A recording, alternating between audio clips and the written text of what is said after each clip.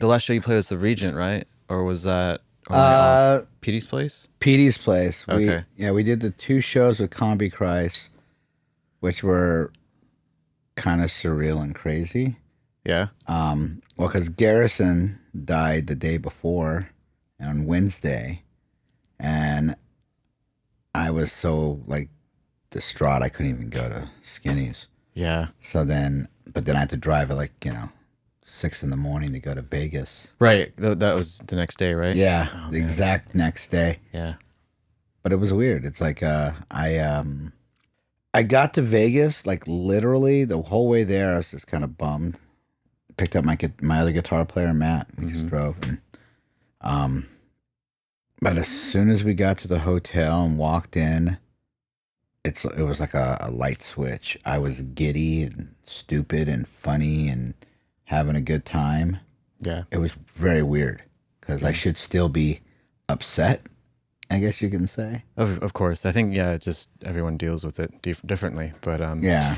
I think you were just it's like you're protecting yourself in a way so you can get through the gigs and you know what I mean? Yeah. Well, if you know me very well, I work well under pressure and Yeah, you stress. do. Yeah.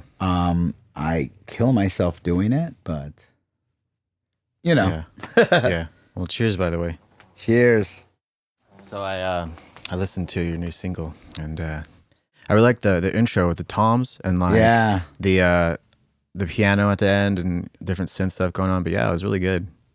And Roman, did he do that? Yeah. Yeah, he did a great job. Yeah, Roman Marisak did that, and then I was having dinner with Mayor Applebaum. Like it was like a group dinner. My friend Chris Nicker, who does a lot of marketing things. He did like manage Prong for a little bit. Does manage like Lords of Acid stuff like that. Flew out here to be part of the Grammys. He actually got a whatever it is, like I think it was like best live rock or some shit, or best live like rock performance. So he came out here, so he had a little celebration at a restaurant with like all his close friends here because he's from Colorado, and Mayor was one of them.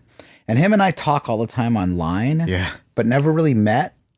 And No? we have so many friends in common. Yeah. He's great. He's a nice Yeah. guy. He's been here a couple times. He's a Yeah. He's a He's cool very guy. mellow and Yeah. quiet. It's weird, but he was really cool. And he goes, I've been following your music and, what you do. And, I respect you. And I go, well, dude, I respect you. You've mastered some of my favorite albums, Yeah. Especially all the Faith No More stuff. Yep. And then he asked me, he's like, so what do you have coming up? And I said, well, we just put out the remix album, which you mastered. And, The Devil May Sing, which you did and stuff. And then I was like, well, I have this other song we just started to kind of write. And he was like, well, let me hear it. And we did it on, listen to it on the phone. Yeah. And he goes, can I do that one? And I went, well, it's not even done yet. I go, I don't know when it'll be done. And sure. Yeah. I mean, and the process of that song it was painless. It was kind of weird. That's what you want though. Right? Yeah, exactly. Well, the funny thing is with that song, I wrote it like 97 technically. It was something I recorded myself. Like when I first started recording and got my first deal was with Danzig's label. So I recorded everything back like old school, like WAV files. Yeah. It was the first time I had a computer. Uh-huh. So everything was like layered waves.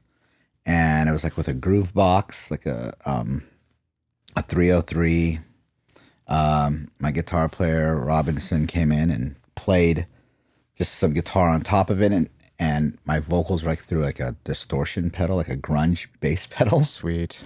So it was kind of funny. It was cool, but there was a vibe there, and we tried to do it live, but I didn't have the backing tracks done yet. I didn't know how to do any of those kind of things, and we played it live without the piano parts and things like that, and it wasn't working live. So I shelved it for years.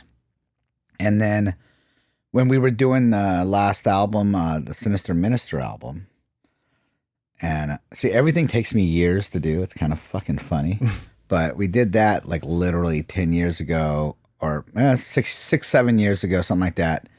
Well, now it'd be 9 if you count the 3 years it just came out. But so we did the album and the label went under. So this album got shelved basically. You know, it's like Roman's like, well, I'll hold on to it. Let me know when you're ready. You know, the label paid him half of it. So we basically finished most of it. And I go, well, let me find another label. What label was it, the first one? It was called Misfortune Records in Canada. It was a Canadian label. It was funny. It's like he told me, he goes, yeah, you know, I'll front up the money for the new album. And we started recording. We're all in a good mode, you know. And then he's like, oh, my investors, these 3 ladies didn't come through. And I was like, well, who's these 3 ladies? You want me to talk to them? I mean, I'm good with business. I'm good. You know, I have the gift of the gab. And he's like, okay, well, they were my 3 weed plants.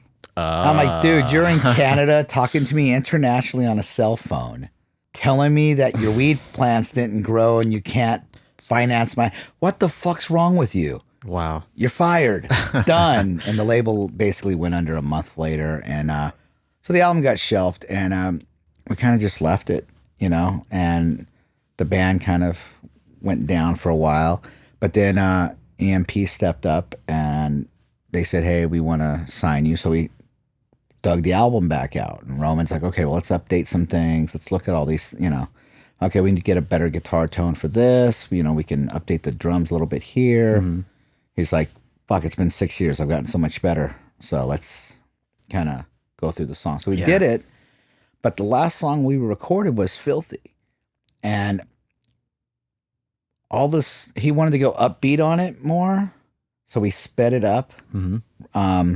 At the time, Rattan from Power Man was my drummers. Before he was there, he was just in Skumlove. And it was a very it turned into this fast song. But we forgot all about that song when we put out Sinister Minister. All of a sudden, like months later, he's like, hey, is this your song? I was like, what is it? He goes, it's called Filthy. And I was like, I don't know. Oh, shit, that is mine, you know? And we listened to it back and went, the fuck's wrong with it? Why is it all fast? And he goes, well, I don't know. He goes, 6 years ago, I don't know. Did you make that decision? Did I? Blah, blah, blah. So you're just playing it much slower live all the time? Yeah, I mean the original demo was slow. Oh, it kind of had a groove to it. The groove that you hear now. So we said, you know what? Let's scratch this because you got Francisco on drums now. We got Garrison playing guitar, and Robinson's came back and was playing bass, and let's start from scratch. So we listened to the old demo again, and literally just right then and there, kind of laid down some like scratch drum beat real quick on the keyboards and just little things. And we all got excited about it because it just flowed. So then it was like, okay, this weekend we're going to record Francisco. And he came up and recorded, and it sounded great. And it was the best drums we've ever really had. And we've had some great drummers, but just the vibe that Cisco brought. Yeah, the tone on that recording, this new single sounds great. The drums sound really good. Yeah, Roman did amazing. Yeah. So.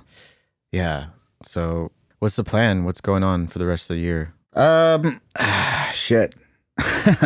Well, we're gonna release the single. We put it out on I got tired of just holding on to it because we literally got it the day of Garrison's memorial. Mm-hmm. He brought it as a present, basically. Mm-hmm. And we finished it, did it, and then I've been listening to my car like 5 times a day. It's weird and some people, they go, how can you listen to your own music all the time? What are you, arrogant or what? But to me, I've always written the music for me. Yeah. Like it's honestly always been personal. I get it. Yeah, I get it. Sometimes I do that. I'll like rediscover my own stuff sometimes. Be like, oh, I forgot I did that, and I'll like get into weird moods and phases where I'll listen to old material. Most of this time, it's like, oh, I hate it. But every once in a while, I'll be like, oh, I remember that song, not too bad. And then so I totally get it. Yeah, but yeah, I like some of the recent stuff I've done. I'll when I'll get into a mood, I'll be like, I'm gonna listen to the last. Yeah, especially EP. if you're happy about it. If it came out like better than your expectations, which I think Filthy came out better than what I expected, and I was so eager to hear it. Like I kept bothering Roman, like, when are you done yet? Are you done yet? Are you done yet? So, come to now, it was like, okay, I've been listening to this for a month now in my car, and I've been kind of sneaking it to people to listen to. And I said, okay, we're going to release it in August. August 15th is going to be the release date. Pre-orders like on July 1st. So I go, fuck it, I'm just going to put it on SoundCloud, let everybody hear it, because there's so much going on with all the, like with Spotify and all these other companies, suing each other and suing the industry, which is almost dead anyway. Yeah. For pennies. It's like, how much lower can we go here? I mean, it's already awful, so let's make it more awful. But yeah, I mean, like iTunes is going away soon, I think. Yeah. I loved iTunes. I mean, and I guess they're just gonna have the Apple, what is it, like the Apple the Radio stream, or whatever. or you can just kind of similar to Spotify, or just stream stuff, and you can't go and download anything anymore. And I'm thinking, because I like to use iTunes as an archive for all my, not just things that I listen to, but like for when I'm working, like playlists of mixes and for artists. I really enjoyed iTunes. I hope they don't take that part away, but I don't know. But everyone it's all about Spotify now. Well, so it's like, I like Spotify. I use it a lot to like make playlists and things to listen to. But then on the other hand, it's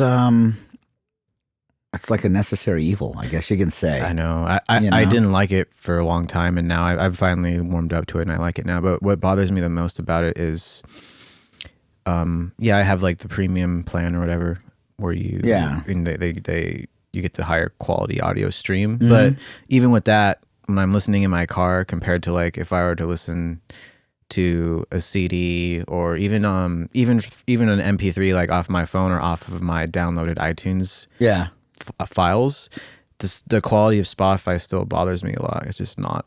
It's not there with everything else. I mean, that's the thing with digital. It's but that's our society. I mean, think about it.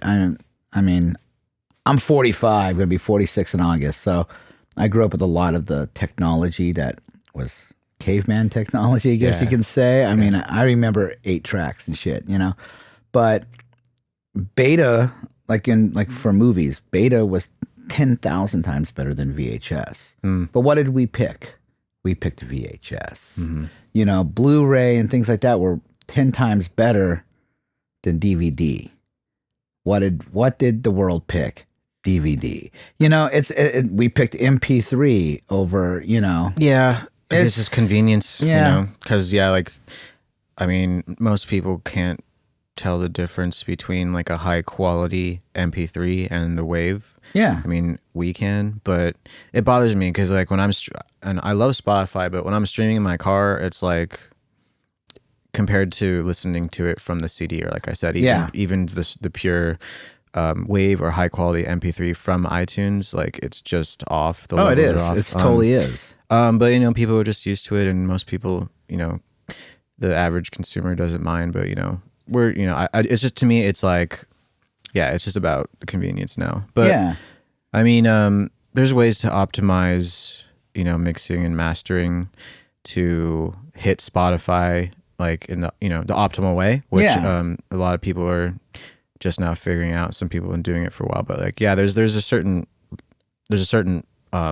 range to hit for Spotify, but the problem is you have to do a separate master for Spotify, a separate master for whatever. It's like when you did my stuff, you asked me, what's this going to go on? Yeah, and I said it's basically going to go digital. So make the mastering good for digital. Right. It's not going to go on vinyl. It's not gonna. I'm not gonna press CDs or anything. So just Let's just do. And you said, okay, Yeah. and we had a big discussion on that. We talked about even distributors like CD Baby versus DistroKid. And, Are you liking DistroKid, by the way? Or what? I remember you had an issue about what was the group, or where you split the royalties? Like it's like everyone has to pay an annual fee, and I'm like, but my drummer doesn't record his own music. So why does he need to spend an extra $20 when he probably only made $20? Exactly. I think it's only more beneficial for other artists and producers or that have a DistroKid and they're it's different, putting out their own stuff. Yeah, it's different of me putting you on it. A small percentage for you that because you already use it. Yeah. So it's fine. My guitar player Robin was just like, well, I kind of make some of my own music. Maybe I'll use it. It pissed me off because it took a couple days, but I let them know. I go, well, my guitar player Garrison just died, so why are you trying to charge him? And they're like, well, we don't know how to deal with that. And I said, well, you better deal with it. And it took a few days, and they finally, cut him from it and refunded back. But they didn't know how to deal with that. They're like, well, we never really had that happen before. I'm like, so no one's ever died, and instead someone like me comes up and goes, okay, so-and-so is not part of this or died or got fired maybe or whatever. Don't charge them anymore, and I need to take them off my... Right. Huh. So that was a little weird. I do like it because you're only paying a set fee for as much music as you want to do. So, it was cool that I put out the EP and I put out The Devil May Sing and the remix. And it only cost me whatever it was, $30, compared to $35 every time I put something on CD Baby. Exactly. That's why I think DistroKid is better if you're constantly putting out content or singles, albums, EPs, whatever. And it's great for labels too. For like indie labels. But yeah, I mean, it's got to be worth it in the end, at least breaking even, making, $30 if you're doing right. for your streaming. Because honestly, like Spotify streams is just they pay awful. Nothing. Well, did you see the new thing is that they claim that they paid too much out last year, and they're going to take it out of everyone's profits this year to pay themselves back. I didn't hear about that. Damn. Yeah, so they're going to take a fraction of a penny to pay themselves back because they overpaid you. It's like, whose fault was that? Was that your fault, Spotify? Yes, it was. So you know what? Why kill us for something you did wrong? Yeah. It's like when I was on the road one time, I was out with Professional Murder Music, and which is Roman's old band, and the tour manager kept overpaying me. He kept paying me my pay plus, and put my per diem amount into my pay, and gave me my per diem. And I went to Roman because I was like, dude, you're my buddy, and I'm getting overpaid. And he goes, son of a bitch, yelled at the tour manager, you're doing this wrong. And by the third time, Roman's like, no, keep it. We're taking it out of your pay, Mr. Tour Manager, for fucking it up. Yeah. And that's the way it should be. You know what? If you fucked up your accounting, if you're so bad at your accounting, multi-million-dollar fucking company, don't go after the penny guy. Right. You know what I mean? Oh, absolutely. I'm just really disgusted with the way it's all going, with the streaming and all that. It's just like, it's that necessary evil. Getting absolute. Well, I think the service is great. I just feel like, the percentage, the fraction of a penny that artists are getting per stream is just that needs to change. And they moved it up, but Spotify's still fighting it, and the other companies are still fighting. I think iTunes is the only one that didn't fight it. They're the only ones that said, well, we're not going to fight that. We'll just pay whatever. And I think that's why they're changing what they're doing. Yep. But, I mean, let's face it. At this point, for any bands, even, my style of rock, dark rock or metal or whatever, it's basically an expensive hobby. It's like surfing or going snorkeling or whatever. You know what I mean? Yeah, it's like it's a passion project. Yeah, exactly. I Yeah. mean, I've been doing it. I've already done all the things I've ever wanted with the band. I put out albums. I went on tours. I've toured with all my favorite bands. And now Ice-T said it earlier on a Twitter thing. He goes, my day job, I'm an actor, and I have an awesome day job, but I still get to do music, and I only get to do shows that I want to do, which are, sporadic, shows when I want to play. Yep. And everyone thinks I'm insane for that, but he goes, I love it. I get to do what I want. And that's the way I am. It's like, I got my day job being an A&R guy, and then I get to play shows whenever I want. Yeah. And they're paid shows. I get paid for my shows still, and some people go, well, you get paid. Yeah, I don't get paid much. It's basically pays myself back. Yep. And but it's a lot of hard work just to get the couple $100 or whatever it is I get paid when I do a show. And I pay all my guys in my band. If we don't make enough, I pay for the parking, I pay for food and the drinks at the venue for them. And that all comes out of my pocket, So it's a passion. Like you said, it's a passion project. Yeah. That's sweet of you to take care of your band members like that. Because even like you said, a lot of these gigs, you're making, if you are getting paid, 100, couple hundred, if you're lucky. Yeah.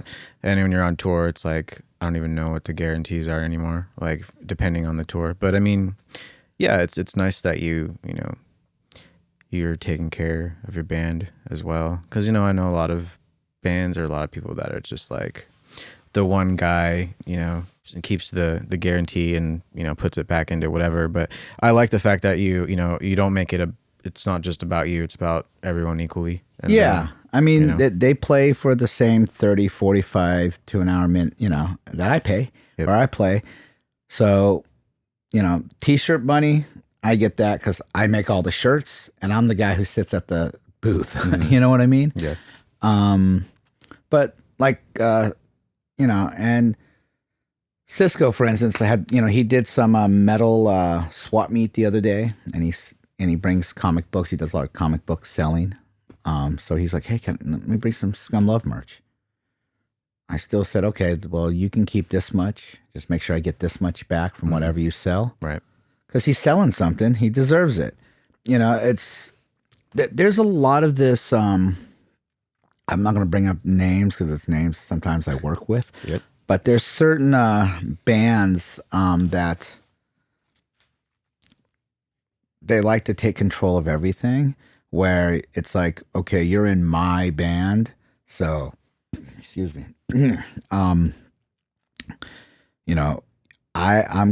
I get all writing credit, I get all publishing, and here's a couple $100. Get the fuck out after you record. Yeah. But then if you actually listen to that main guy play guitar or sing or whatever, you can't. Oh, yeah. I You know what I mean? What you're talking about. I mean, I'm not the best singer in the world. For what I do it well. But, I'm no Freddie Mercury. But I also don't act like that either. Yeah. When my guys come in, if they're coming into the studio, and I'm low ball, so it's a little different, but I have that respect. And especially if you're going to, my thing is, it's like, for instance, a band like Ghost. Everyone's wearing a face. You don't know who's who. Great. No one knows who the fuck you are. Pay that person a salary and go on, and it's all your music. But of course, he still gets sued by his former members. But to me, if you're going to do it that way, great. Awesome. But if you're going to, use these people to, like, this is, you got to dress a certain way, look this way for my band, and you got to be part of that band and, the whole persona, but yet you're not going to pay them equally.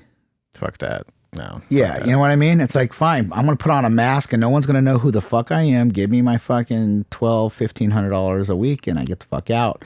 I'll go on the tour and come home. You know, it's like Power Man did that for a while where everyone wore the fucking space suits and no one knew who was, you know. Who was who, yeah. Yeah, you know, and I remember when Rattan first had to leave us to go play with Power Man, he was kind of no one knew who he was and he didn't record. Now he records in the band and he's a big part of the band. And the whole band that Spider has now, it's a unit, you know, and that's cool. And for what I know, you know, everyone's basically equal and everyone's cool. I'm sure, you know, when it comes down to publishing or songwriting, yeah, you know, Spider's up here and everyone's down here. But when it comes to the shows, everyone gets what they're supposed to get, you know, and there's still major bands that get paid lots of money and they're still paying their band like shit. Yeah. And I watch it, you know, and I go, what the fuck, you know? And I do believe there needs to be one person in charge, you know? Yeah. You can't have everybody be, you know, the lead cook, you know? Right. But I have this thing. If you're gonna lead, a good leader doesn't just tell people what to do. You know, he leads them. Yeah, and listen and you know, and yeah, lead. Yeah. I agree. You know? I think I mean I like the way that you run your band. You know, everyone has, you know, their input, and you know, you treat everyone with respect and with equally. I love that, and I also love that, you know, you're very true to yourself. Like you said, you don't try to be anything you're not. Like the recordings are all you. Like, you know, everyone's putting in, you know, their true personality into the music, you know, and yeah, I respect that, and like you're still doing it after all these years, and you're still passionate about it, and you, like you said, it's a passion project, and you know, I really love what you're doing for the community locally, you know, with like the Skinnies nights you've been doing for years, and this new thing with at Petey's Place. Like, I think that's great for you know, for our community, for the local community, and it's it's cool because it brings people together. You're giving bands an opportunity to play gigs, not having to sell a bunch of tickets or do anything ridiculous. Like, you know, what I mean? I get it, and believe me, I grew up at the Whiskey. They're family to me. So when I do shows at the Whiskey, I get paid for those shows. They let me book whoever I want, and as you know, I don't do ticket stuff for the bands because I believe you should work hard for it. You know, I've been doing this kind of stuff for years. I mean, when before I was even in a band, really, or a band of the caliber that I am now, I used to just book shows, and I used to book, you know, bands like Korn and Snot, Cold Chamber, Downset, Fear Factory, Spine Shank, any of those LA, I guess you can say new metal or whatever, you know, that mid 90s, late 90s metal kind of stuff that came out of there, like the Korn and the Cold Chambers. I booked those shows. I used to have a Wednesday night at the Roxy. And Eddie Otell, who's a big name tour manager and sound guy who goes out with a Devil Driver a lot and stuff like that, he was a sound guy there. It was me and a girl named Karen who was running the bookings. And she's like, yeah, I just want to make this a special thing. I go, well, let's kind of do where it's like a free night. You know, like, yeah, but you know, people got to drink or blah, blah, blah. It's all ages. I go, well, then fine. We charge $3 a head for anybody under 21. And then everybody else is free. The drinkers are free. I mean, it's a business. You got to do business. And okay, but can we book, you know, enough bands to do this? And it was like every band that played those Wednesday nights all got signed up within 6 months. You know, Cold Chamber, Fear Factory. Fear Factory was one of the first ones to get signed up. Then I think it was Korn, and then it kept going, right? But I booked those shows. That's rad. Because I was a fan. Yeah. So I would book all the bands I wanted to see. Human Waste Project, but ended up being Professional Murder Music. You know, all those kind of bands were already huge, at least in LA. So I would book them together. I mean, some of these shows I did, you would look at it going, that's a huge festival these days. You know what I mean? Exactly. And I would do it just so I can get in the pit and you know, and get crazy. And, you know, they'd throw me some money, you know, like, yeah, here's $100, you know, thanks for, you know, booking. Okay, yeah, no problem, you know. And then when Karen ended up leaving, Eddie kind of came in and started taking over because he started mixing the band so well. They loved him. And then he kind of started taking over the booking. I kind of left myself. I think I ended up, that's when I took off and became a body piercer out in Venice and shit. But that's what I did. I mean, and I'm not trying to, I mean, we're doing podcasts, so I guess you kind of have to toot your own horn sometimes. Yep. But I was told a few years ago by these bands that, you know, you brought heavy music and punk back to the Sunset Strip. I go, when did I do that? And they're like, well, remember when all those clubs decided not to do, you know, death metal bands, thrash metal bands, punk bands. You know, it was only the grungier or the radio rock bands. Yeah. Because glam band shit was gone. And I said, oh yeah, I remember that. I was part of this thing called Band Together that was on Screamer magazine, and there was a bunch of bands. Body Count was on it. A whole bunch of us local metal bands signed up for it. I was the only guy who wasn't a band. So, and I pushed that. And I had this guy named Henry who got me into booking, named Henry Spiegel, and he did a thing called Red Light District. He said, hey man, you know all the bands, I need your help. I want to start bringing, because he would do like a glam band and a grunge band, and every once in a while sneak in one thrash band, you know, and then we kind of get in trouble every once in a while. They'd, you know, kind of, oh, well, the show was a good show, so we're not going to scold you for it at the Whiskey or the Roxy. For mixing genres, you mean? Yeah, because, well, not just mixing genres, but like you just threw a heavy band.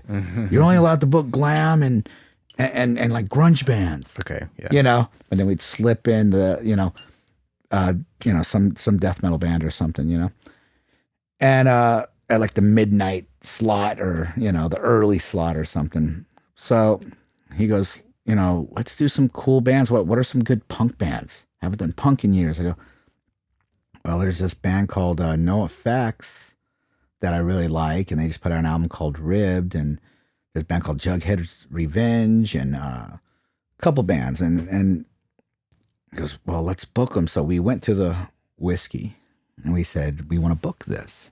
He goes, no effects. That sounds like some kind of punk band. We're like, oh, no, it's a rock band. They don't use effects. That's why they're called No Effects. Totally lied, you know. And because before then, they only played like places called like the Anti-Club, which is about the size of this room. You know, places like that. It was like little hole in the walls, Raji's and Al's Bar and things like that. So for them to play something like the Whiskey was huge. And if you know the Ribbed album from NoFX, they had a song called L-A-E-L-L-A-Y. And one of the lines is, put on my tight suede, my tight suede pants, my blue suede shoes, get my picture in Rock City News. Well, at the time, I was writing a little column. I was like 18, 19 years old, writing a little column called The Pit According to Scum that Henry got me hooked up with. And so I'd write about all his shows he would book. I'd give him some of the local bands. He'd book them. And it was all pay to play at that time. And then I'd write a review of the show. And so I said, we can tie that in with that song. You know, NoFX finally gets their picture in Rock City News, and we put them on the front cover, right? And the show was sold out. It was crazy. And at that point, we were the only, Red Light District was the only promoter allowed to do heavy shows after that.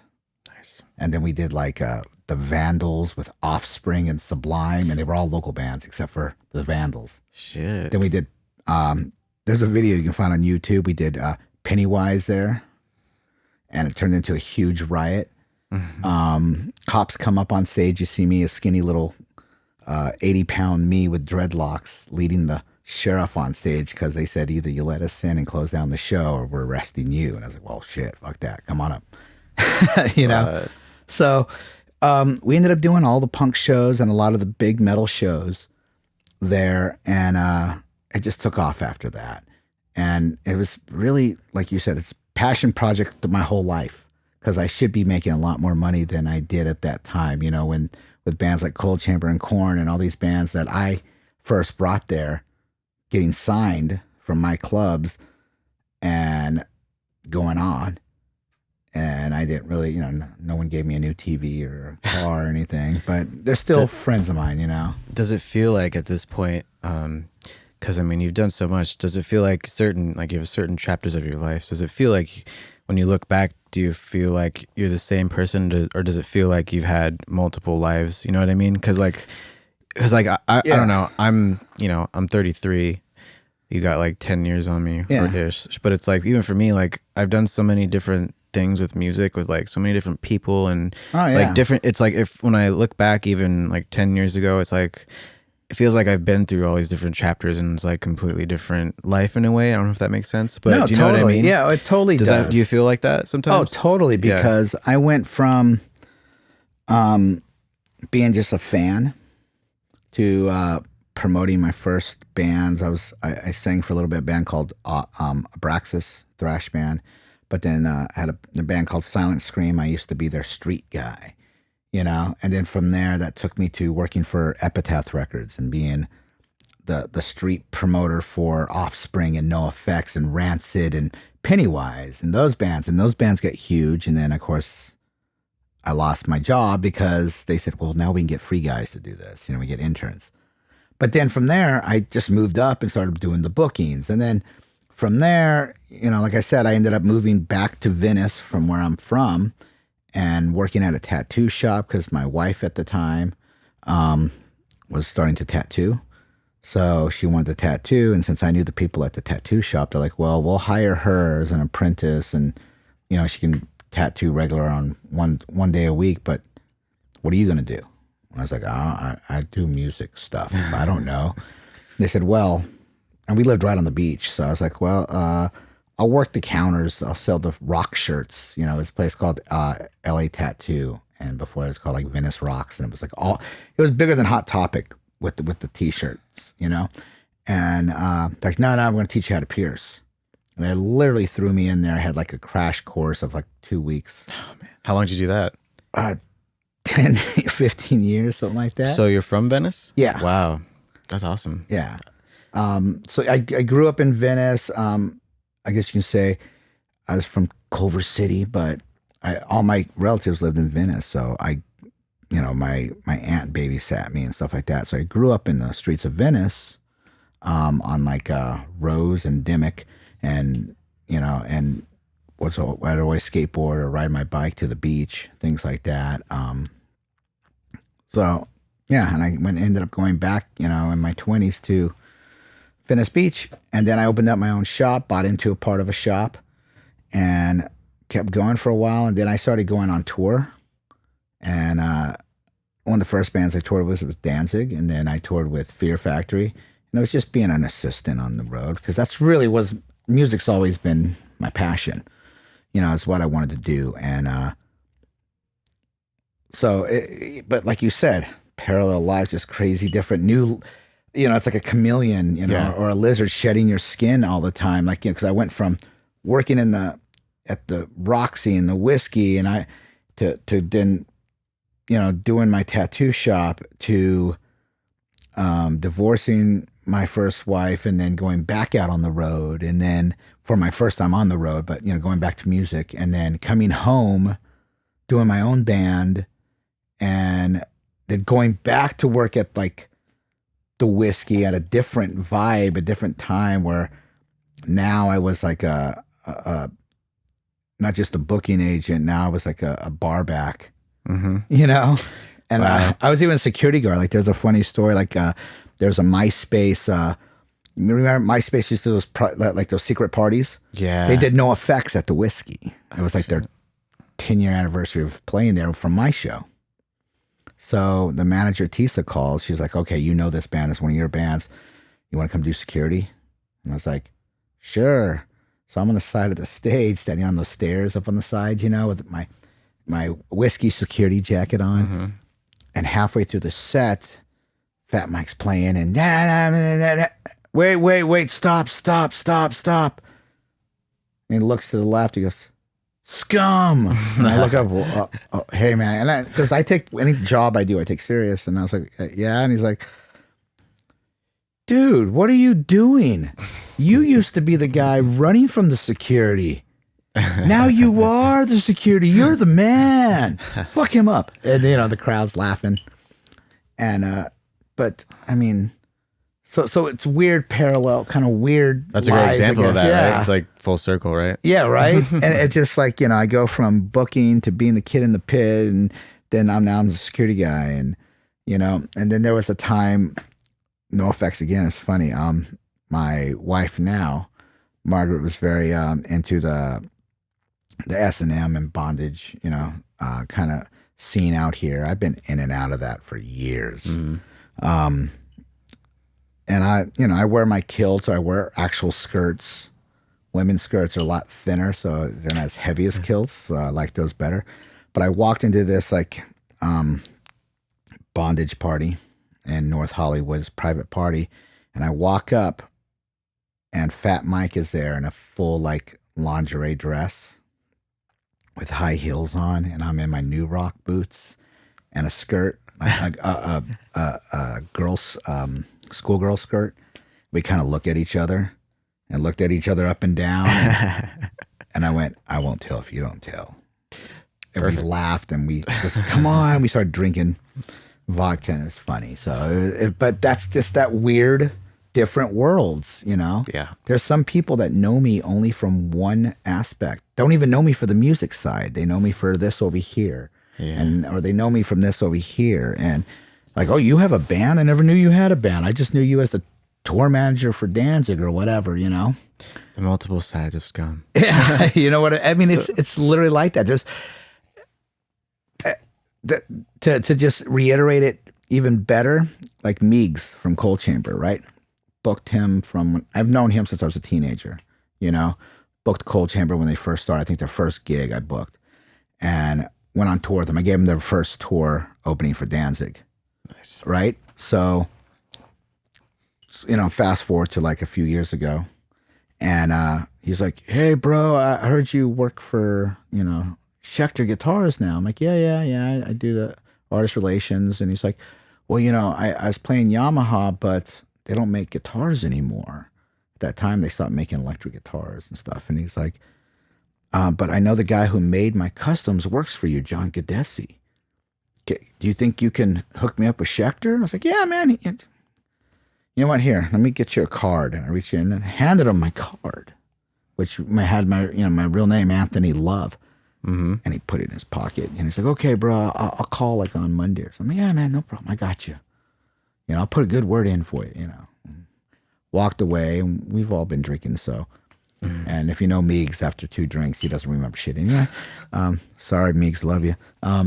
So I get this phone call, the next couple days, and it's like, hi, my name is Miguel Rascon, and I'd like to come in and check out some guitars. I guess, you're expecting my call. And, I was like, yeah, man, no problem. Come on in. When do you want to come in? What about Thursday? Would that be good for you? Oh, that'd be great. Thank you so much. I was like, he's pretty proper on the phone. I've never seen him talk like that, right? So he comes in Thursday, comes to the secretary in the front, the receptionist. And he's like, hi, yeah, my name's Meigs. I'm here to see Anthony.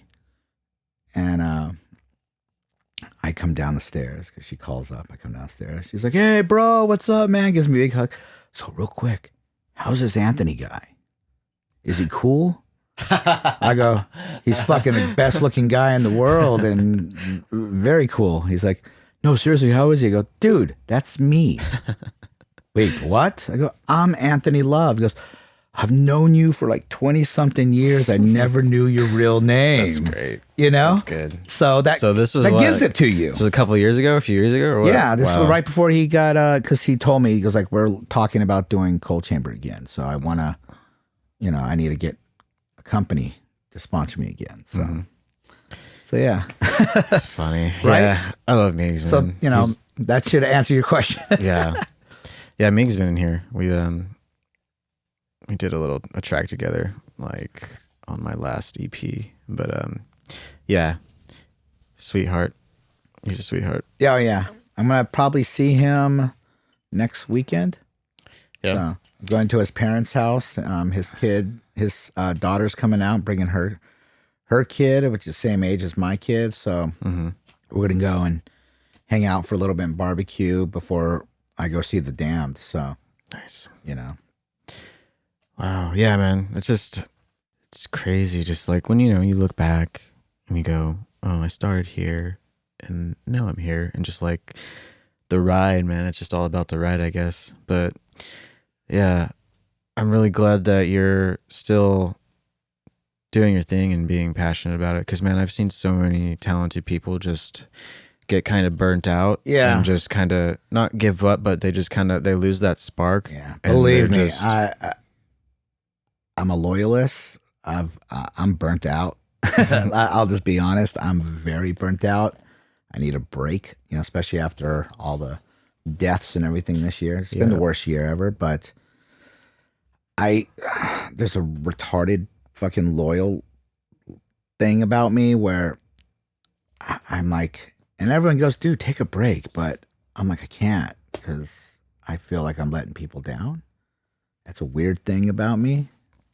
Well, yeah, I think there's just like certain people, when it's your passion project, it's whatever it is, but it's like, you just can't not do it. Yeah, I mean, you take a break or you get burnt out or you get depressed about it and you go into hiding for a little bit, but you always come back to it. Yeah. Like there's just, some people just have that and they'll never stop. So you're definitely one of those people. But yeah, like I think it's, like I said before, I really appreciate what you do for the metal, the rock community, and just like keeping everyone together and giving new bands like an opportunity to get in and play shows and all that. I think what I'm gonna probably do, because I think in August we're gonna unfortunately cut local bands opening up. We might do once a month because no one's bringing anybody, and they could be really good bands. And the funny thing is, they always ask me, well, how do you bring people to a show? I'm like, at this point, you still don't know how, and, it's that kind of thing. So we're going to start the karaoke early with like more radio, what I call radio rock. Mm-hmm. And then it'll be the more metal, heavier stuff at 11 on, like we've been doing. Oh, okay.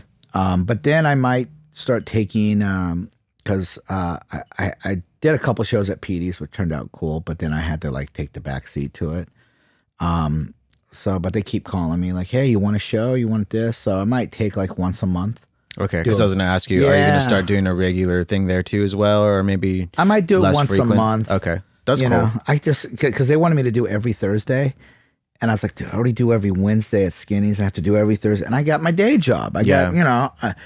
Schecter is a job. It's not like I go there and play guitar all day long, It is a job, I was going to ask you too, how long have you been at Schecter? 10 years now. Nice. And I was an artist there prior to that. So, and I basically can play 2.5 chords. So, but yeah, I mean, I've been there 10 years. I started out stuffing envelopes.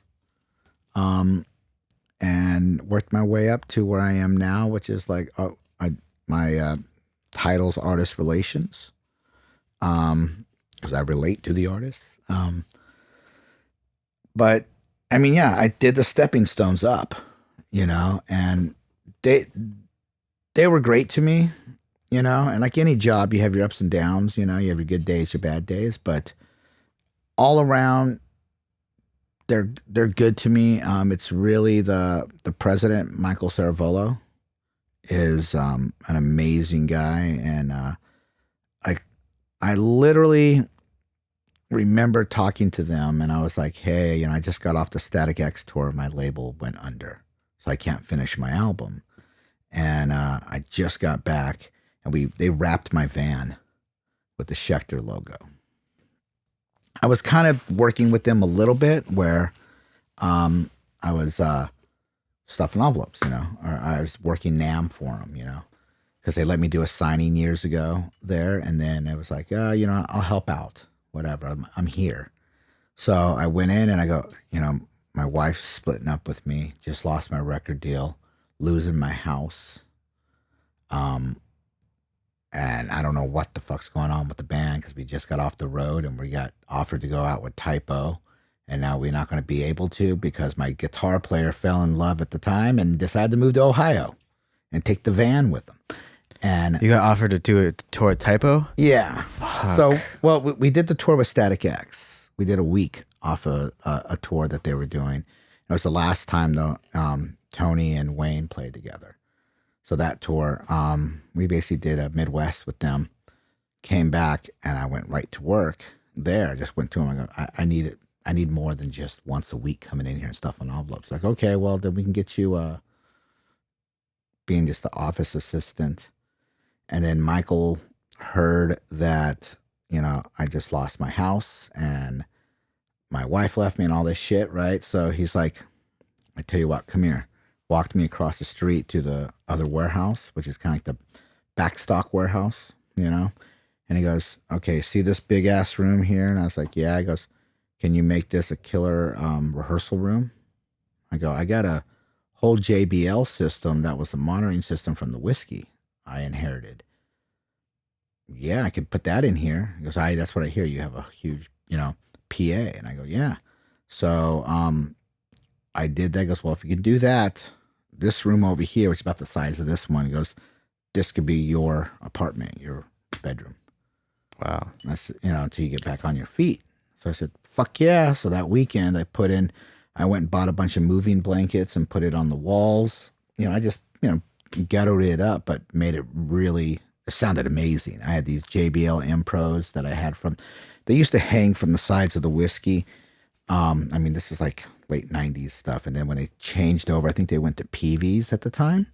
So we were pulling all those out because all the ones on the stage were filled with confetti and drinks and everything else. So they tossed those. Mm-hmm. They had, I think, if I'm right, 6 subs underneath, JBL subs. So I took 2 that I knew were working. And I took the 2 side fills on each side. So the 4 wedges, 2 subs, and I took those home. I had one that I had to recone. And I've had them for 20 something years now. So I said, yeah. And I put together the rehearsal room and they gave me a place to live for, I think, over 2 years. And then we moved into where we're at now. And of course, there's no place for me to live there. But that's when Maggie and I, she had, got pregnant with Shay. And so we went and got an apartment and, rest is history. But yeah, I've been there for 10 years, and I worked my way up from getting coffee and stuffing envelopes all the way up to doing what I do now, so. That's great, man. Are you, you're content and happy with the position still after all this time? Yeah. I could go and push it further somewhere, but then I start looking like, okay, I'm in my 40s and everybody and all the other companies around have these 20-something-year-olds that are interning basically as artist relations, because artist relations used to mean something back in the day. You get paid $100,000 and you get a company fucking Corvette and all the cocaine you can give to all the bands back in the day. That's what A&R meant. You're the cocaine guy with the Corvette and, whatever. It's not that way anymore, of course. And I've never done coke in my life. Never even smoked weed in my life. Wow. Which is kind of weird. People are like, Ray, you're fucking crazy. You've never, no, I've done like prescription pills, but I never liked those things. So I've never really had an addiction when it came to drugs or alcohol. My thing is It's a very good thing. my Monster Energy drinks. That's my addiction. Okay, yeah. Caffeine. But yeah, it's like I'm content where I'm at. And there's you get the HR people and stuff like that. Like you content. I mean, you can move up into this or that. And I'm learning other parts of the company now. We have a UV printer, so I'm learning that. We have a laser cutter. I'm starting to learn that. Photography, because the photographer we have there, Johnny, he does he photographs all the guitars and does the whole website. He goes out, leaves every once in a while. So he showed me how to do photos, how to photograph the guitars and stuff. So I learned that. So Are you? I mean, you have such a huge roster at this point of artists, but what is the process like now? Are you with getting new artists? Are you like, I know you go out to a lot of shows and you see new bands, how does it work? Are you still actively like seeking out new artists? I do. If there's somebody that really floats my boat, I'll come to our A&R guy, Adam, and be like, hey man, dude, this band, I love this band. This band's great. That I didn't go for it, He kind of lets me do what I do. He's the main A&R, because people don't understand there's artist relations and there's A&R. A&R takes care of more of the business aspects of the artist, as the artist relations just make sure the artists are happy the whole time so they don't leave, Yeah. But it's a little different. We don't give out 20 guitars to each band, each band member, like, back in the day, companies did that. A lot of it's a discount. You get an artist discount, unless you're badass, it's so weird. Like, I don't like name dropping, but it's like yesterday, for instance, this is how bizarre. And I kind of have to step back and reflect a second. Yesterday, I'm at work and I get a phone call, and it's this tech guy for Don Felder from the Eagles. Hey, Don Felder likes the Hellraiser. Oh. He would like to try that out and purchase one. Really? I think I was, I think my mom and dad, consummated. Yeah. And I was born to, to the Eagles, It was either, my mom said it was either the Eagles or Rod Stewart. Depends on how fast my dad was. Damn. So, I was like, yeah, no problem, So I put that together, and then I get the phone call. Guys from Manson need some stuff, and I go down to SIR to drop off stuff to Manson. And while I'm there, I see my buddy Marcelo. I see my brother Dougie, and I was like, oh fuck, Misfits is rehearsing, right? And they're like, yeah, because my brother Doug is their tour manager. My other brother Russ. I call my brothers. Because I grew up with them since we were teenagers, and they kind of took me in, and their parents took me in and stuff. But they both work for Danzig, and I'm the one who hooked them up with that back in the day. So they in turn work for Misfits. So I started to see them come out in the hallways. I'm like, oh shit, Misfits is here, So it's kind of like like Eagles, Manson, Misfits. It's just retarded. Yeah, like quite the contrast. And some people would be like jumping up and down, and people get pissed at me like, dude, you got all these stories and all these bands, but you don't have a lot of photos, or you never post photos of you with the artist much. And I'm like, oh yeah, I guess I should do that, right? Because I've never been the starstruck guy. Yeah, well, yeah, you even as get a the teenager, job done. You're not about the right. You don't need all the pictures. You don't need like all the fame that comes with it, right? You're just you're doing your job, and you're delivering the product. And there's certain bands I enjoy. I mean, there's like when I brought a bot to Schecter. That was awesome. And that was a big thing. That to me was cool. And then I got to go meet him, and we sat and talked, and he's fucking funny as shit, And I remember being on Skype with him because, you know, he lives overseas, and he's like, "Oh, excuse me, I got to go take a shit." And he gets up and walks off, and he's like, "My wife will talk to you." And then she sits down, "Hello," you know, and there's these goat heads on the walls behind him, you know. But he's just a regular person, and it's kind of cool, you know what I mean? But he makes such extreme badass music, so that was cool. Being, like I said, contacted by Don Felder's guy, you know. I still have there are certain aspects of fandom that I still kind of, I don't really take photos, and I don't ask for autographs unless it's somebody that's like, you know, my wife would love to have an autograph or something like that, right? But in my phone, I got like Robin Zander. I got a message from him, you know, from Cheap Trick, like messaging me. So I kept that message. Pete D, he's like my grandpa, you know, I keep his message, you know? Yeah, man, that's really funny because I do that too. Like with people, like, okay, it sounds weird. I don't know, maybe it doesn't, but because that's kind of happened to me in certain ways too. Like I've met people and have become maybe like almost friends or like acquaintances with people that I looked up to when I was really young, and I never ever in a million years thought I would, you know, just like, and people that I have their number now, and you know, I never delete those texts. Yeah, they're just always there in my phone. You know what I mean? Right here. So just let me see which ones I got in here. I mean, that to me, that's my autograph, I guess you can say. You know, yeah, Vince from Body Count.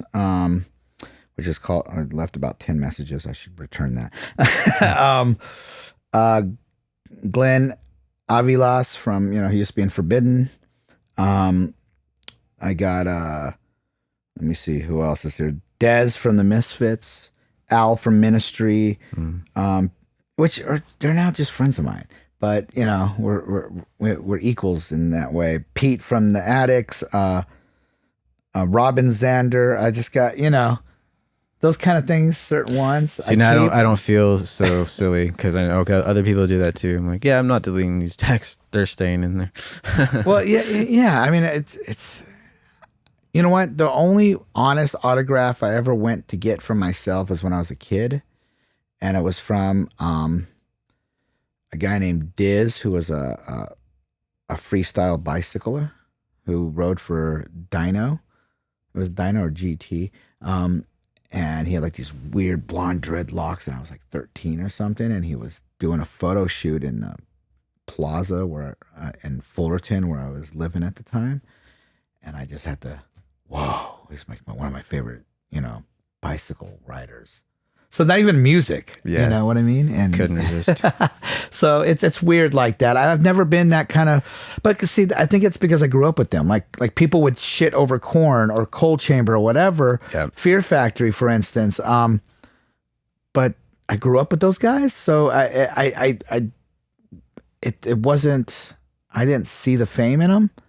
You know what I mean? It's like, oh yeah, they're not like you know, godly. Well, it's like Burton. From Fear Factory is married to my best friend Sherry, you know, and I went to their wedding and DJ'd the wedding and stuff like that. And I DJ'd his birthday like a couple months ago, but I grew up with them, you know. I introduced them, you know, years ago, and now they're married, and it's so I never got to, I guess, experience like, ooh, look, you know, I think when I met Ozzy the first time, which is my first tour, was the Ozfest with Danzig, and but it was a little frail dude. He wasn't like in his fucking, you know, outfit. He was just like, had a little hat on and his glasses and a little fanny pack, and he was like this old guy, kind of like a penguin walking towards me. He's waddling like, about. He's like, hello, do you know where the commissary is? I go, excuse me,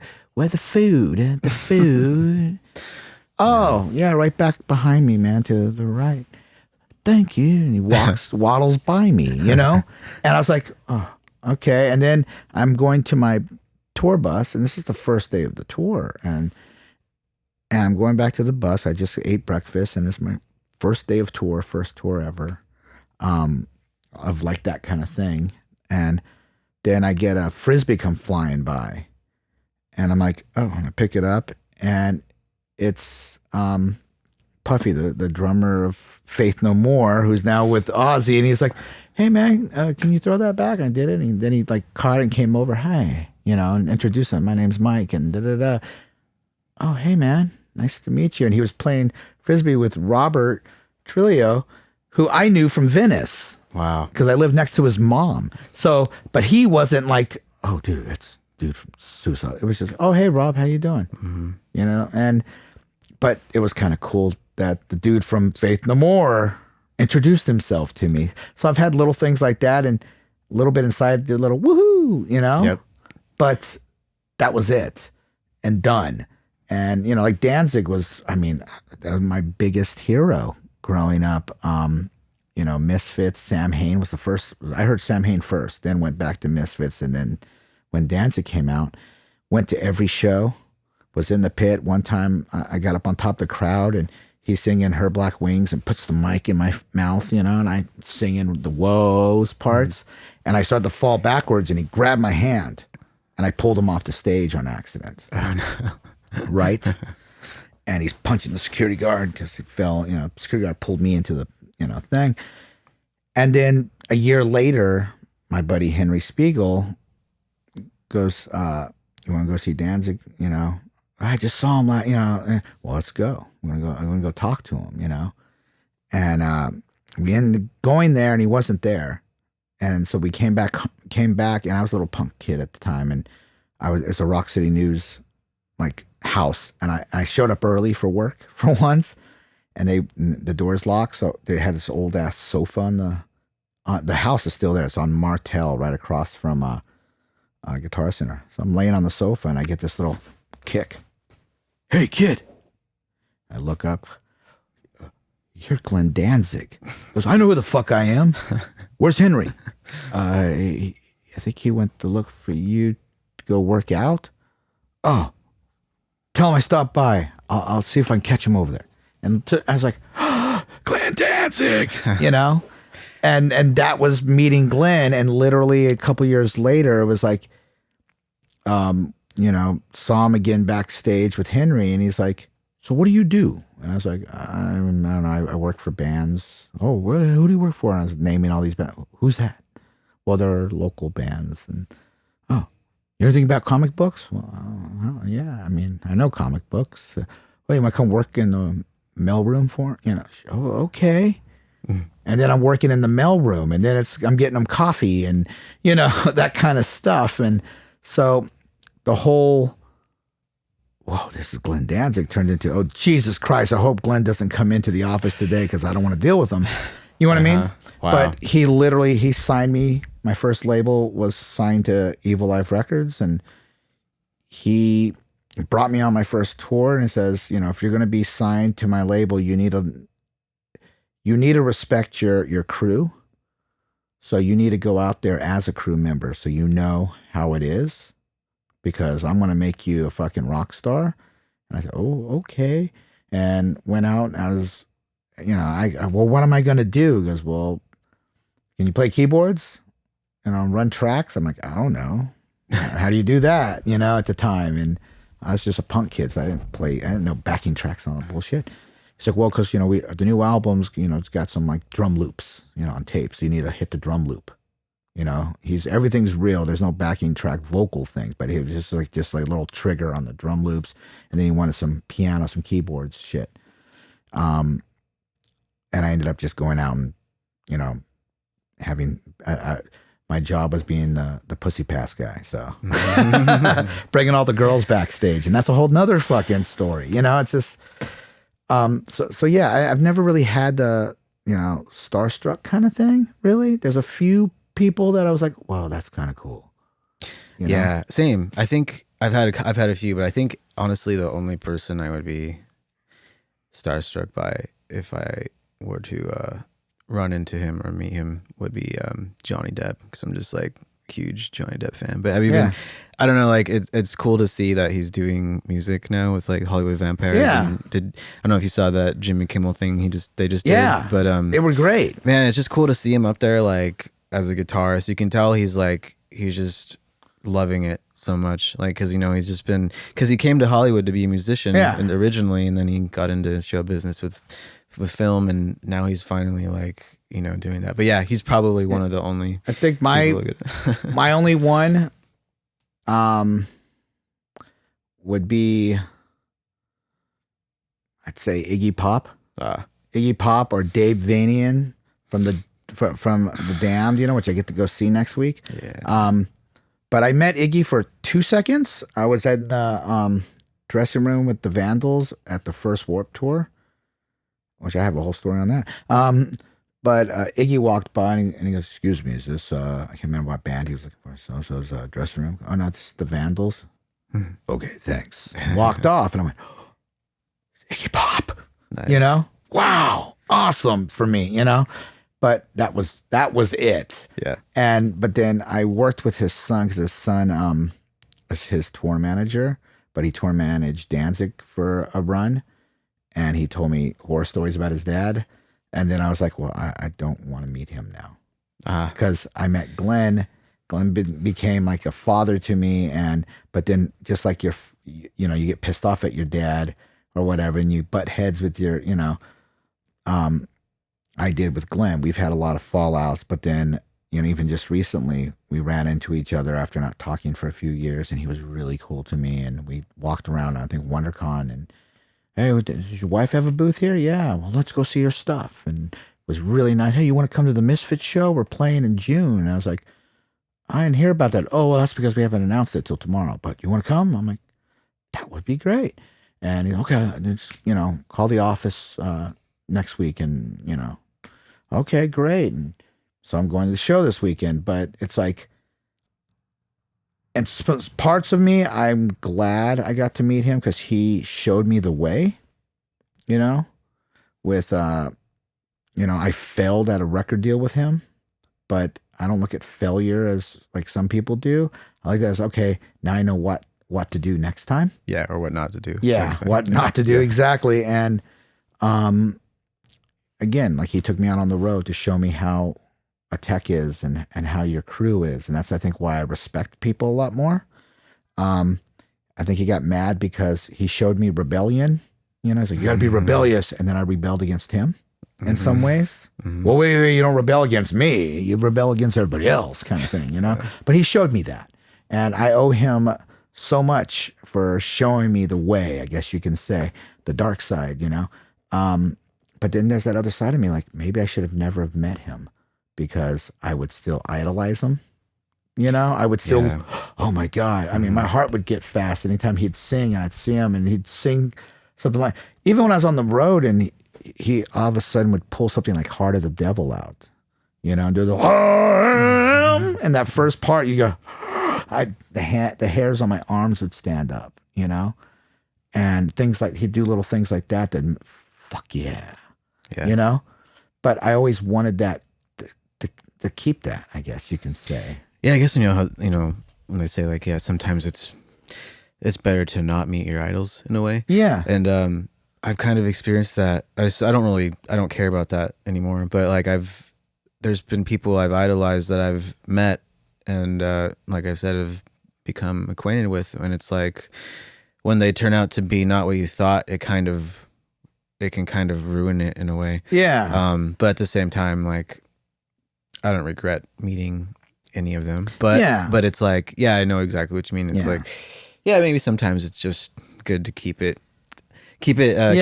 up on the pedestal. Well, it's like, godly. I think every time I've seen Iggy Pop, or when he did the reunion with the Stooges, I cried, because when he'd play a song that I was just, and well, I'm fucking a pussy anyway, so I always cry at everything, but I cry, and I was like, oh my God. And when I saw the when I saw the Damned last year, they played some, I was just like, and a little tear, because I'm with my wife, and I love my wife, and she's like my best friend, and she doesn't get in the way of my music. She doesn't tell me what to do, and she doesn't try to be my manager. She actually doesn't even like my band, which is awesome. I love which that. Which is awesome. Because I don't have to get her in on the list, and she isn't trying to tell me how to run my band and how to do things, because the whole girlfriend as, your manager or whatever, sorry, there's some people that's going to hear this that are like that. Sorry, I'm not for that. Totally against that shit. But, she's not like that. So it's awesome. So when I go to shows, I end up buying tickets now. I don't even care about, and I've got the connections with the shit. I can call up people, but now I just, you know what? Just, it's easier. Just buy the tickets, we'll go to the concert, and I want to be a fan, I guess now at my age now. I don't want to be the industry guy that's backstage with, a solo cup and, hey, so, what's on the next album and do you think you want to use this, or you know what I mean? Yeah, because you've done that. Yeah, I mean, the last Danzig show I went to, which was at the Universal Amphitheater, I wasn't talking to Glenn at the time, and he wasn't talking to me. But my brother goes, "You want to come to the show?" And I go, "Well, I don't want to see Glenn because he's kind of pissed off at me, and I don't want to deal with that stuff." But my wife's never seen Danzig, so I'd like to go as a fan. Can you just get me tickets? I don't need backstage passes or any of that bullshit. I just want tickets. Okay. So I got to go in and be a fan for the first time in 20 years and watch him play and enjoy it.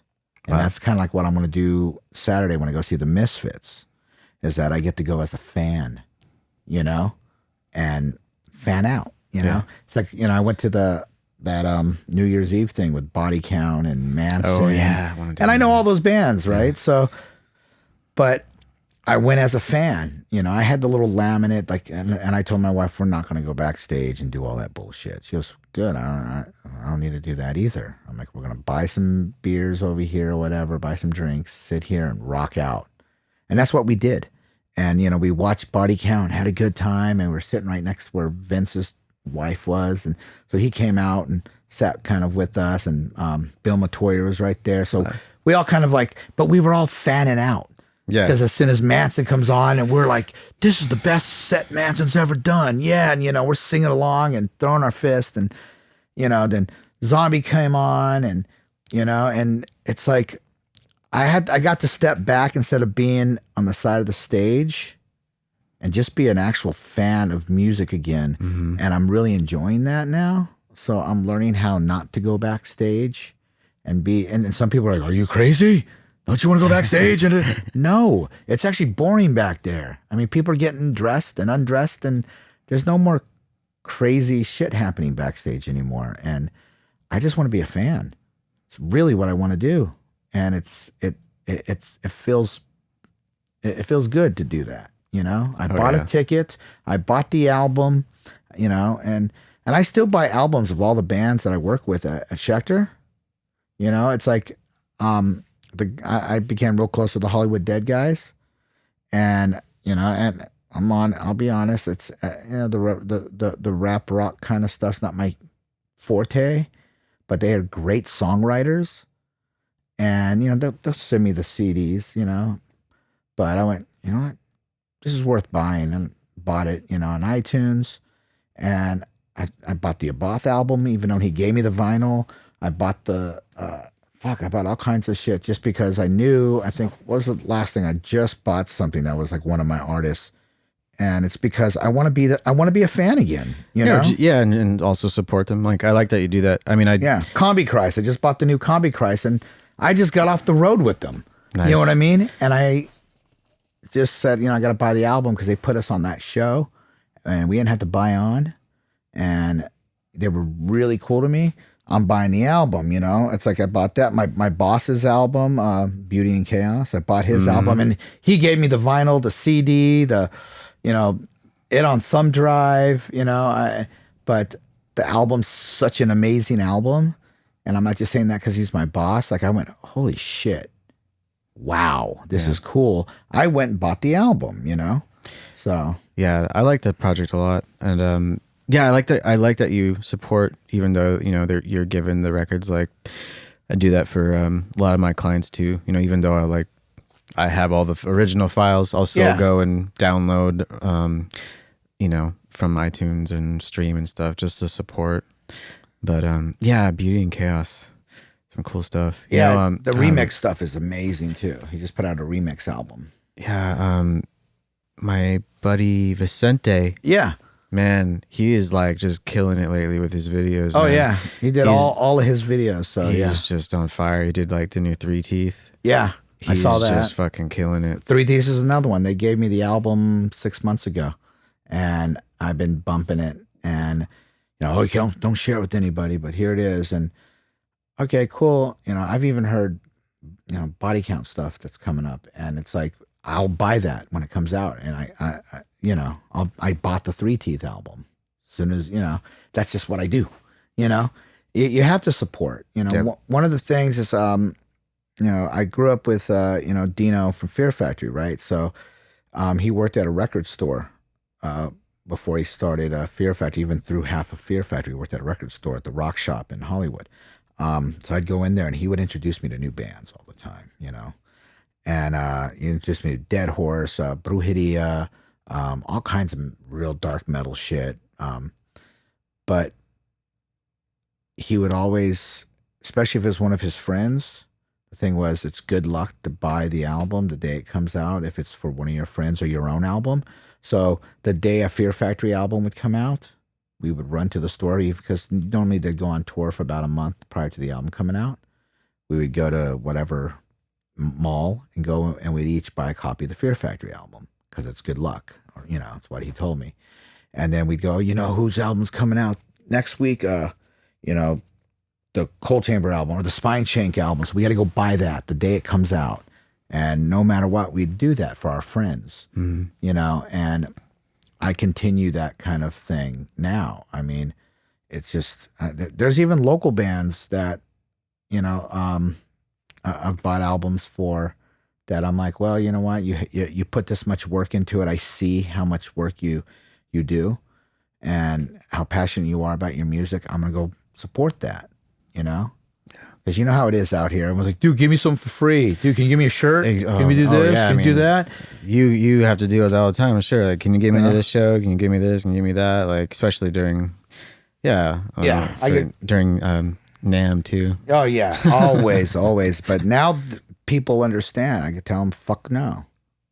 Do it yourself. That's what I did. No one did anything for me. I did everything for myself. Yeah. It's what you got to do, man. It's the way I tell bands these days. It's like these bands that aren't bringing anybody, but yet they think they're the biggest fucking band. Entitlement generation. And, but then they look at me and they go, well, how do you bring people to your show? And it's not like I bring like 1,000 people to my show, but I can bring 50, I can bring 100. But how do you do that? And I tell them it's real simple. There's 5 of you in the band. If each of you bring one person, that's 5 people. Now, if those 5 people each you tell them to bring a date and be bold about it. Yeah, come down to the show and want you bring a date with you. Okay, well, that's 10 people already. Mm-hmm. Now, if each of you have 5 friends to give about it in that perspective, now you have 50 people. And if you can't call them friends if they're not going to fucking pay $5 or $10 to come see you, And one thing I hate, I get people to go, well, dude, I don't want to fucking buy a ticket, but I'll buy you like a fucking, fucking top shelf drink or something when I'm there. Or can I just hand you the money? No, because I work off the door. So whatever's paid for at the door, at the end of the night, I'm giving that money. So if I take money from you and put you on my guest list, the club goes, well, you only had 20 people that paid and you have 30 people on the list. Sure, I might have made, if I took it that perspective, made the money from each of those people. Yeah. But later on, I'm not giving that another night, or I'm not given the extra opportunity again. Oh, you brought 100 people tonight. Guess what? We're gonna give you a Friday this time to do a show. And there's some bands out there that tour.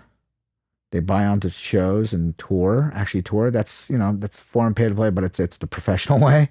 You buy onto a tour and you go off. So either you can pay $2,000 to play with a bunch of local bands that no one's going to see you and everyone is going to show up for that headliner, or you can spend that couple grand and go on tour with the headliner, the whole tour. That to me is a little better. But I'd rather, I want to play those shows and those bands come to me. How do you do it? How do you do it?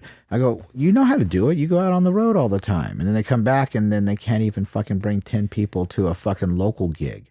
And I'm like, well, I think a lot of them think that there's this secret to it. It's just like, how many people do you know that are going to come and that aren't going to bitch about spending $5 to $10 on a ticket? I mean, if someone really wants to come support you, they're not going to be asking you for favors like, oh, can you get me in? Oh, like blah blah blah. They're just going to do it. I know you've come to my shows. You've never asked me to be on the list. I think I offered one time. Yeah, if we're doing a business deal, if I'm saying, hey man, you know what? Let's talk about the new release. Can you come down to the Whiskey? We're playing there on Sunday night. I'll just throw you in the list and get you a wristband so you can come backstage and we can talk business, right? And make business. Yeah, that's different. Yeah, you know what I mean? But and luckily, a lot of people have now noticed that about me, where they go, I'm not even gonna ask. I'm just gonna show up because it's not like I put on a dull show. I'm not the best singer in the world. We're not the tightest fucking band, but guess what? You're going to have a good fucking time. Yeah, the last show I saw at it was a while ago. The last show you played at the Whiskey, I think it was with, I don't know if it was the last show you played at the Whiskey, but the last time I saw you at the Whiskey was with Orgy, and that was fucking packed. Yeah. That was great. But yeah, man, like, there's no secret. It's like either people want to come see you or they don't. If you can't bring in the people, that means no one wants to see you. It's just it's brutal, but it's like you said, there's 5 people in the band, there's 4 people in the band. Do you have 5 friends? Do you have 10 friends? Then they bring a date, they bring a few of their friends. It's not that hard. You just people have to want to come see you. It's that simple. Exactly. And it's funny because it's backwards these days. You used to tackle, that's what I say, you have to infect the regions, the local, your regent area, and then you let the virus spread to the rest of the world. People are going outside of their community and then tackling certain areas, and then they come home and play to 2 people. I know, yeah, it's weird. And then I go, it's weird. For me, I would feel like a loser. Because you know what? Anybody can go to Fargo, North Dakota, or Iowa and play, and you're going to have a packed house because A, they love people from LA, B, they're hungry for music. Yeah. So if you can pack in LA, you're good. Then you're a fucking good fucking band. Yeah. But see, we get all these bands. Well, I mean, we all kind of like live together and we all have the same friends. Well, then fire everybody and start with people you don't know. It's like everybody in my band we hang out when we're together. I mean, that's a big thing for me. It's like we're a gang. So when we play a show together, we come together and we're together. You're not allowed to leave or, fucking fuck off. Yeah. Because we had members like that would just show up 10 minutes before it's supposed to go on and get up on stage, rock out, get off stage. Okay, we get paid yet? And then leave. Right? We're not that way anymore. It's a family, For Christmas, I took everybody out for sushi. My drummer's like, sushi, what the fuck is that? Haven't really had that.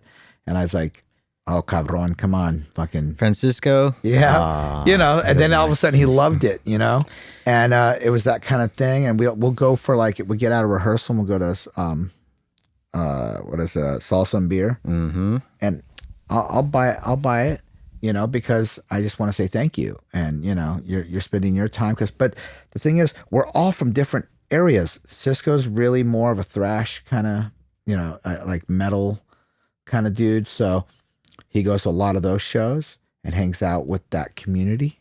So he sells us to that community. Hey man, you gotta come see my band, bro. I know it's not like the full heaviest metal shit, but dude, we got some cool shit and chicks are always there. Okay, then we'll go. And he'll get people to show up. And then, DB, my bass player, he's more of the alternative guy. He hangs out, and I have to always tell him not to wear a fucking white Morrissey shirt on stage or fucking whatever. But, he hangs out more the Silver Lake, I guess you can say, kind of crowd. So he'll bring that portion of people, And then, my guitar player, Robin Sin, he he does his own little thing. He has friends that'll come and pay and come see the show, and then I do my thing and I bring all my friends. I'm fucking Mr. fucking social butterfly. And Garrison, you know, he'd have certain people to come see him that only wanted to see him when he was alive, and but we did exactly what I said. You know, just each of you guys invite 5 friends that will pay $5 to see you and buy you drinks. You're the fucking rock star. Why are you buying them drinks?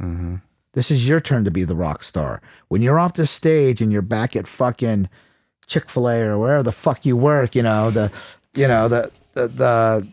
Schecter or, you know, wherever, fine. You're not a rock star anymore. But for this fucking day, you're the rock star. You're not buying anybody drinks. You're not fucking paying to get them in.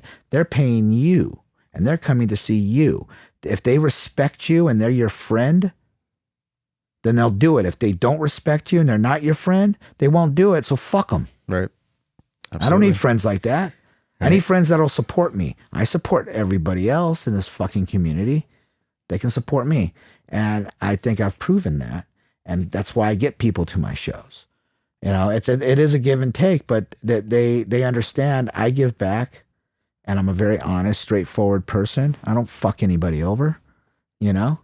And other bands need to be like that. Not like I'm the best there is. Believe me, there's a lot of bands that sound 10 times better than I do. But then bring 10 times the more people then, motherfucker. Right. You know what I mean? Yeah. It's just how it is.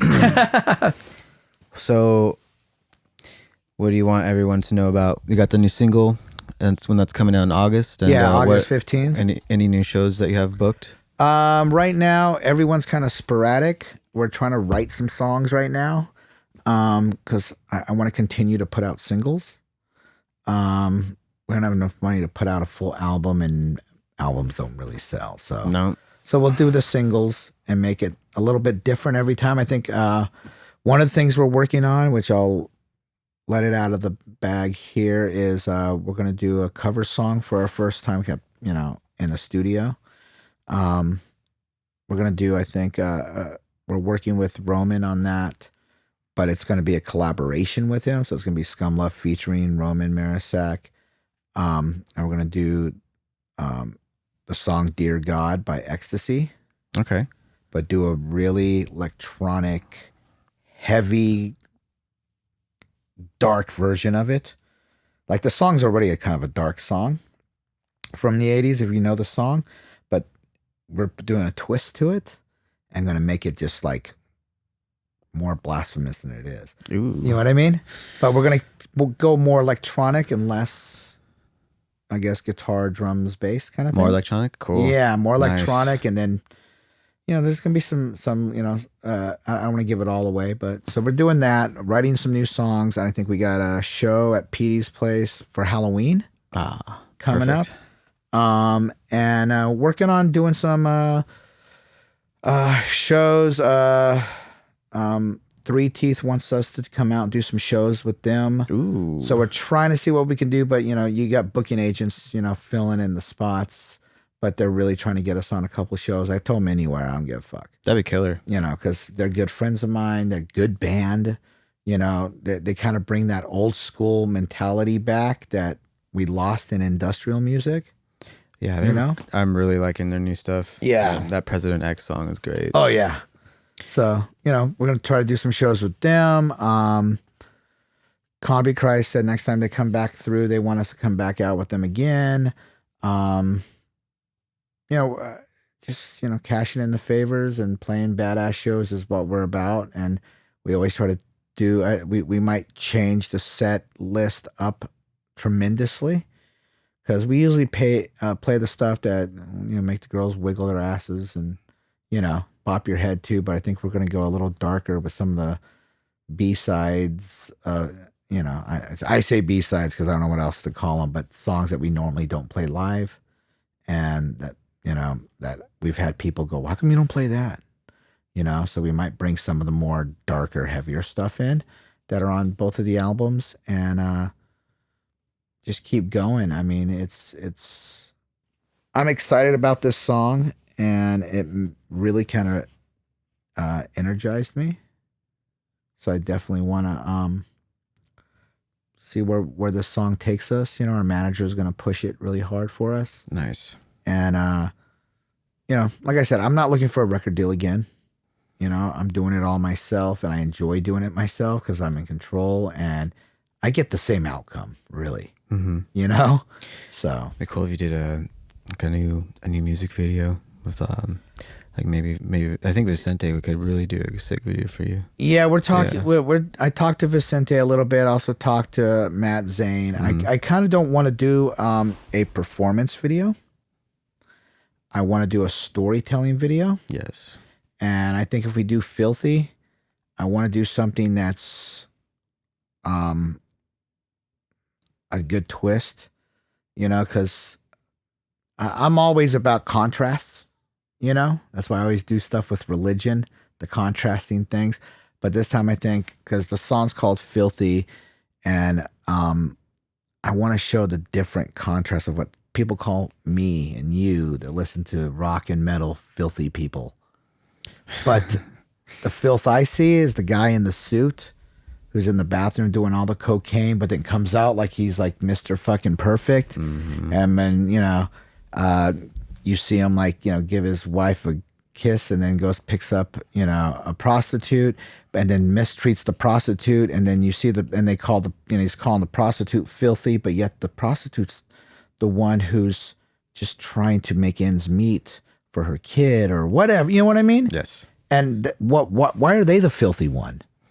But yet, and they're the ones that get prosecuted and fucked with, but yet the guy in the suit who's paying for it gets nothing.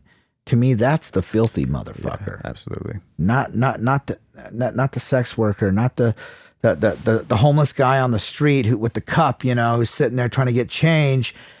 And then some teenager thinks it's kind of cool to come by and play a prank and kick the cup out of his hand or something, or beat him up, set him on fire, as we've seen, in recent years.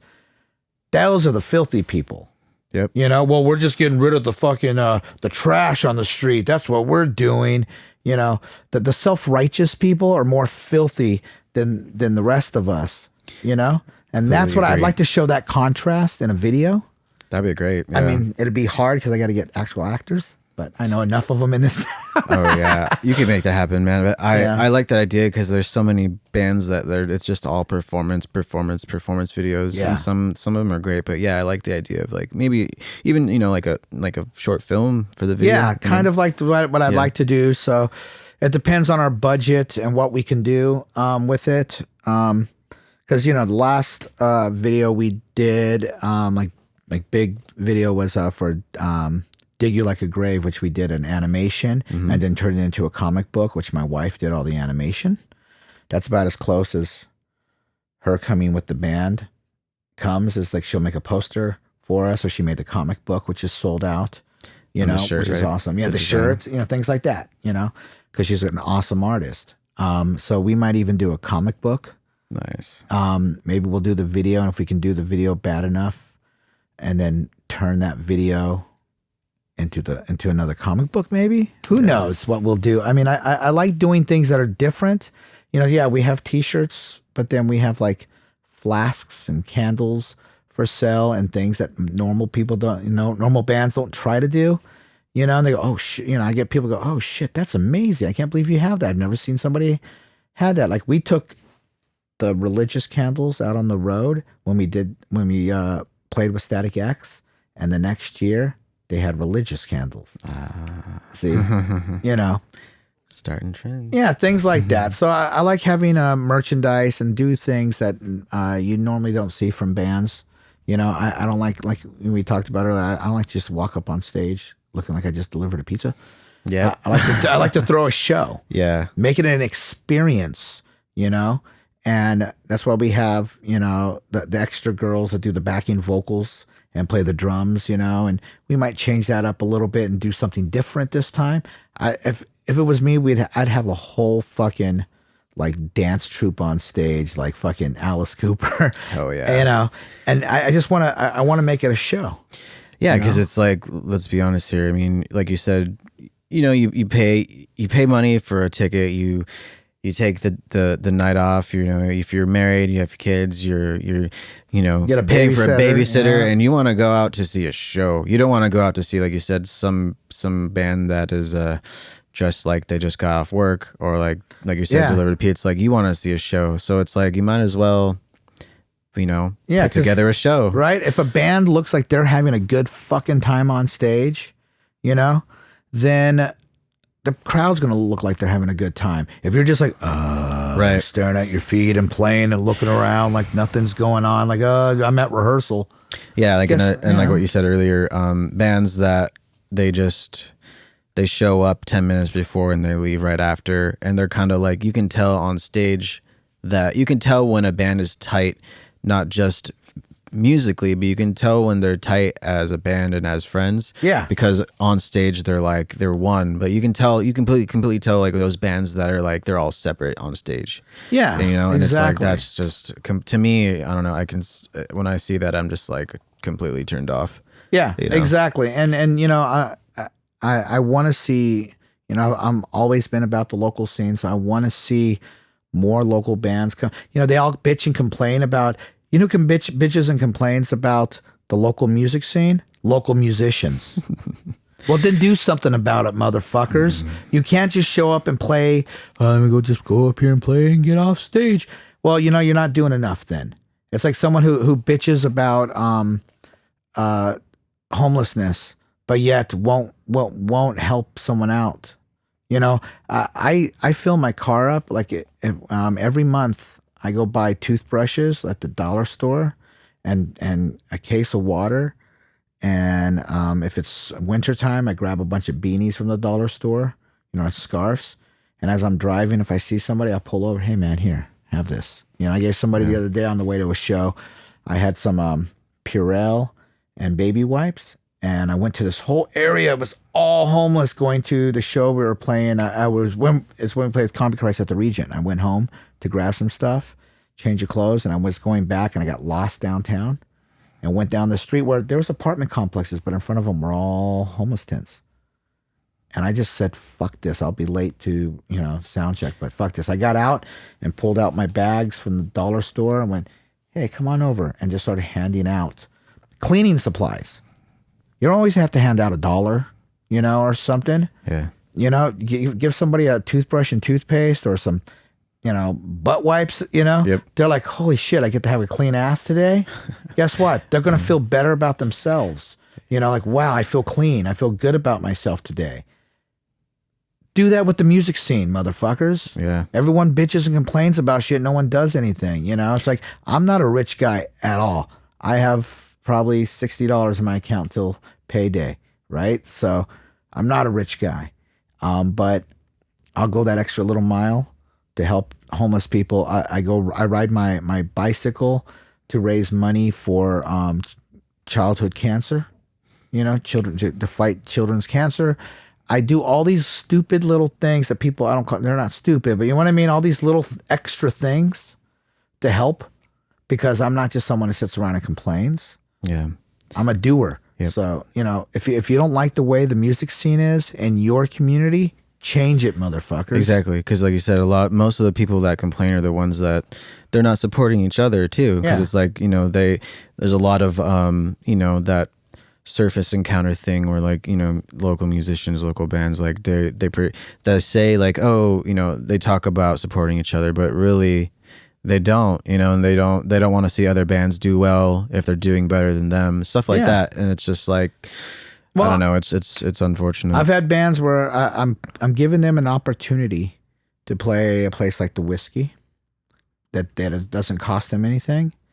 And then I look and see that they're promoting some show out in like Riverside, like Heavenly, but but they're not promoting the Whiskey show. And I'm like, I'm doing you a favor right now. I didn't have to have you on the show. I get my dick sucked to get fucking people on this goddamn show, but I put you on it. And I know how many people you brought in, because at the end of the night, when Tisa, hands me the stuff from the door, she goes, okay, so this is how many people came in for free. This is how many people paid. And each band brought this many, because they ask at the door, who are you here to see? Mm-hmm. Like I thought that band was the 10 o'clock band was going to be a lot better. They brought 3 people paid. The first band at 8:30 brought, 20 people. Mm-hmm. Now I know who's going to get the 10 o'clock slot again. Not the guy who thinks he's fucking cooler than shit. The fucking band that worked really hard that brought everybody at 8:30, they're going to get moved up. Yeah. And the band that told me they're going to bring people and they didn't bring shit at the 10 o'clock, I'm not even going to call them for any shows anymore. Yeah, I mean, that's the thing. It's like after the first show, when they're really going to, show you, what they're made of and what they can actually draw. And then it's like, if they don't bring it, then they don't bring it. And I'm honest. I get bands that call me all the time. Well, dude, we like to play skinnies. Well, dude, last time you played, you brought 2 people. And, it's early. Well, you're going to get the same slot and it's a Wednesday. So everything you're complaining about, you're getting again. So unless you can bring more people and you can guarantee me these people that are come in, watch all the bands, drink, and have a good time, make it a party on a Wednesday. Well, it's kind of late and, people's got jobs. Motherfucker, I've got kids I got to take to school.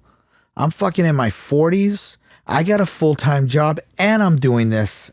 And I don't get to bed till 3, and I still got to get up at 6:30, 7 o'clock, take my kids to school, make breakfast in the morning, and everything else. So I don't want to hear your sob fucking story. There's too much complaining. There's too much. It's too many excuses. It's like fuck off and get the fuck on stage and rock out and bring your fucking friends. Yeah, just make it happen. You've seen me get on Facebook and go, you know what the fuck's wrong with you motherfuckers? I'm doing this shit for you. I don't have to do this shit. And when you guys bitch and complain, I'm not doing it anymore. Blame yourselves. And then I'm sorry. And they get up there and they come to the show. And I'm not trying to guilt people. I'm just trying to say, listen, you're complaining all the time. You're the problem. Yeah. You say that people don't go to shows anymore. No one goes out. Well, you're one of them that aren't doing it. Yep. Yeah. Man. Do it. Are you that fucking, that much of a loser, it's hard to wake up in the morning and I gotta do this but fuck people that don't go to concerts. Well, you're one of them. Yeah. You just made all the excuses why you can't go, but yet fuck everyone else. No, fuck you. You know what I mean? Exactly. I know what you got to run this fucking studio. You got to do your podcast and everything else. I still see you get up and go to the shows. I try my best. You come in, you have a couple beers, watch the bands, see the band, and you'll come up, hey man, I can't stay very late, but hey, it was great to come in and, had a couple drinks with you and, thank you for the opportunity. And you leave and go home and cool, you supported, but there's people that come in and it's a free night and they stand like this and they drink the free water. And then as soon as the band's over, they already got there 10 minutes after the band started. And as soon as the band goes, good night, they're out the door and leave. And it's like, and those are the first people to complain. Always. Yeah. Always. But you know what? I'll call you out. I don't give a fuck. What do I got to lose? You know what I mean? Yeah. Well. So, anyway. So, yeah, singles in August, and you're keep going, keep the shows alive, keep Skumlove going, and anything else you want to plug before we wrap it up? Take care of all the local bands and take care of yourselves. And my wife and I got a t-shirt company called Devil's Union Clothing, and it's all beautifully satanic, kind of sarcastic, dark humor kind of stuff. So look it up. I got a new merch company coming up called the Punk Bible, punkbible.com, which I'm just taking different punk icons and kind of making a twist on the whole thing. So just trying to keep myself busy. You got to have 8 jobs to live in LA. Oh, yeah. Gotta multitask. That's what you got to do. It's called a hustle. Yeah. I got my full time, then I got my 5 other hustles. I DJ on the weekends and things like that. So you need a DJ, give me a call. You want to come see a good fucking band, come see my band. You want some good merch, come buy my merch. You want to just hang out and, eat some tacos, give me a call. Right on, man. Well, thanks for coming in. Thank you, brother. Hopefully I didn't gab off too much. That's the whole point, man. Right. Appreciate it. All right, man. Cool. Thank you so much. Bye.